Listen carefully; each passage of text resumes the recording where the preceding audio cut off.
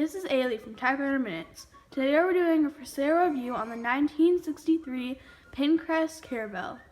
So this is a rebranded Smith Corona that we picked up recently, and we got really lucky. I'd say 98% of the typewriters that I buy they're filled with goo and grease and eraser shavings. This one came with a note in the case saying that it had been serviced 2 times recently. I don't know when the note was written, but it was really clean, so it didn't take a whole lot of work to bring it up to snuff. This machine was sold through JCPenney's. It's a rebranded Smith Corona 5AX Sterling. So if you see a picture of a Sterling from this era, it looks an awful lot like this except for the ribbon cover. They've made this angular design instead of the curvy one, and they put in this really cool blue texture on the top. Just really neat looking. A lot of the machines that Smith Corona sold through JCPenney's, they really put a lot of bling on them. They have fancy covers and they just look different than any other Smith Corona. Sears did that a little bit with the Tower. They didn't change the ribbon covers so much on those, they just had different logos and colors. But for the JCPenney machines, they really did change the look a lot of times with special end caps that look different and different colors and shapes on the ribbon covers. So this one here is in really good shape. The paint is it's definitely an A+. There's, if you look carefully down on the back here, there's a few little scuffs where you put it in the case. There's one little scuff right there, and maybe some teeny tiny ones if you look really hard.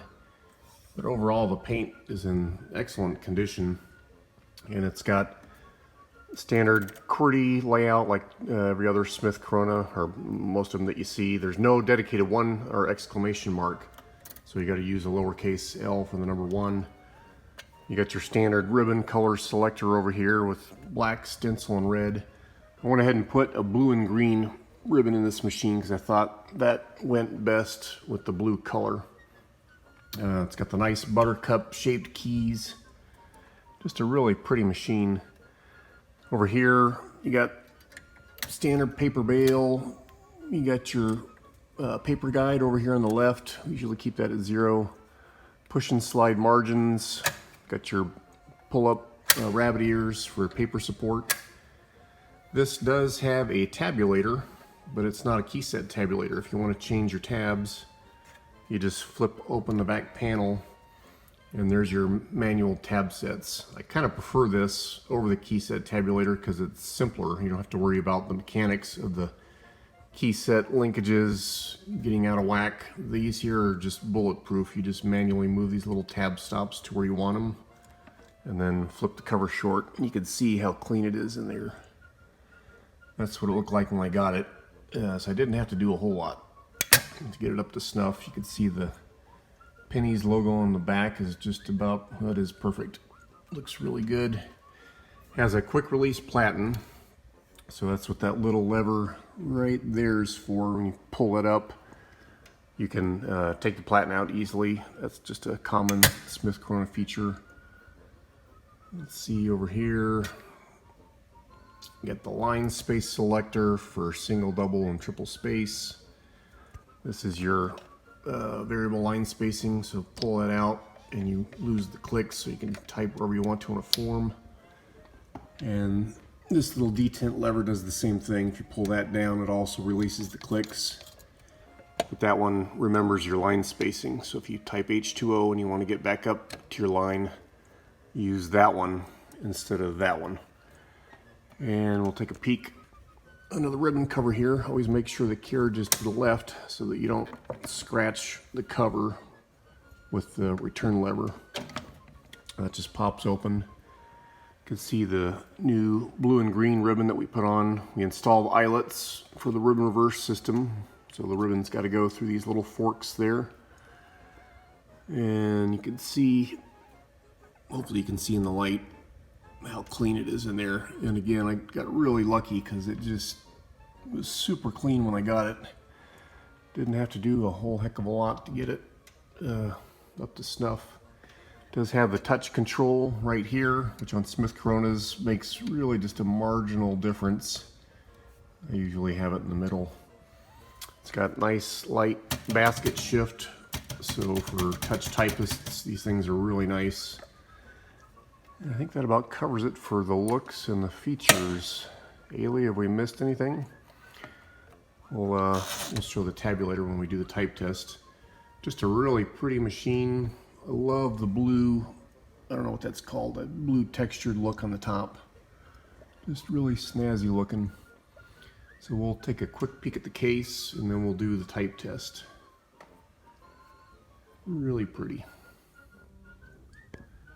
So I was going to point out, those are the little scuffs I was pointing to earlier. I didn't mention there's a little dent in the corner of the fender right there. Not noticeable unless you're looking at it from the right angle. But just thought I'd point that out. Okay, take a quick peek in the bottom of the machine. I forgot to do this. You can see this is pretty much what it looked like when I got it. Really clean. There's a few hairs I had to blow out, but I wish typewriters looked like this every time I got them. This looked like it came straight out of the factory. And the rubber feet are still soft, perfectly square, no cracks. So that's what I wish I got every time. Now let's look at the case. So it has the trimline case, which is made out of aluminum. These are made by Samsonite, I believe. And you can see it looks like every other trimline case that they made, except it is branded for pennies instead of Smith Corona. And you can see this is the little, well, you push these to open it. And then there's cleats in the back that goes to the back of the machine. And then there's a cleat in the front that goes under the front. And then when you put it in, the typewriter pushes down on this little thing right here. And when you close the case, the lid pushes that down and that locks the typewriter in. And then when you're ready to take the typewriter out, you push that up. So that's how you lock it. The case is in excellent shape. Cleaned it, had some paint or whiteout on it. Everything looks really good. All right, we'll do the type test next. And now the type test. So I think I might have forgotten to mention the ribbon reverse. This is the manual ribbon reverse switch. It does it automatically with the eyelets, but if you want to do it manually, that's what that little guy is for. So typing on these, I always use 2 pieces of paper. It gives a little bit of extra cushion for the type slugs. The platinum's in good shape.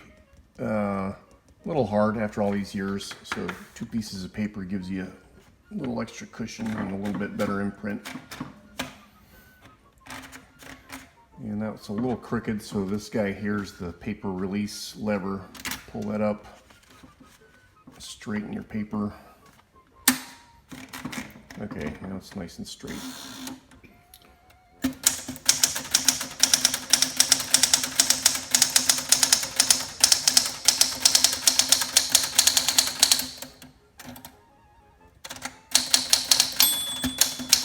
If you keep going, there's the bell. Get to the line lock so it doesn't let you type over the last line. If you want to keep going into the margin, just push margin release.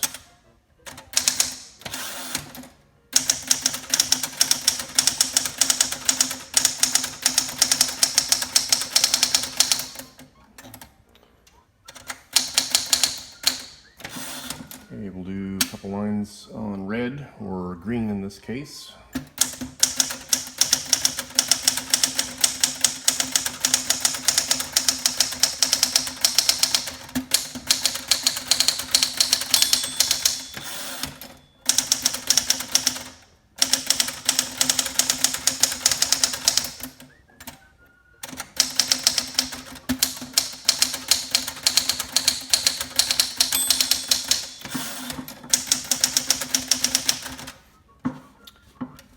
Okay, I'll pass off the camera here.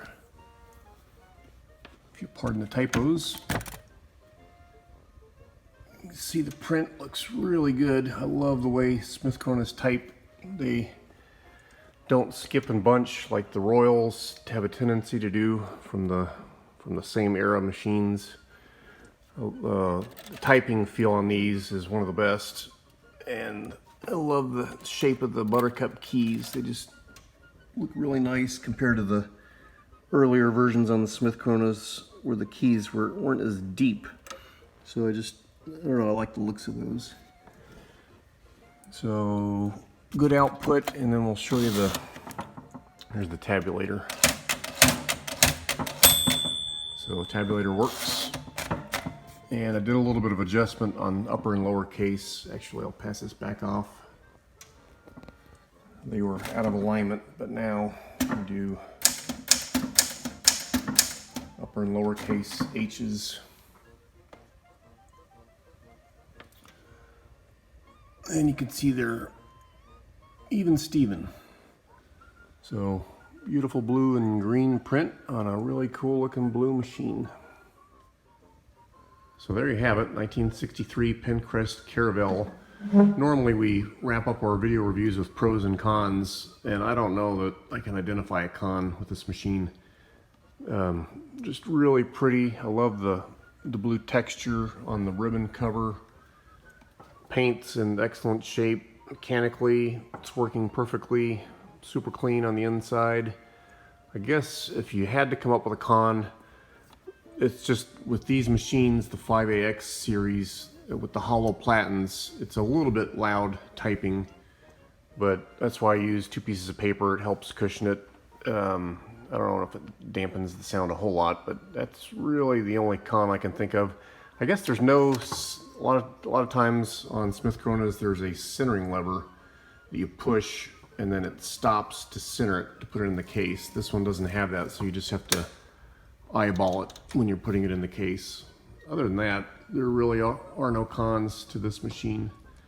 Just really nice looking.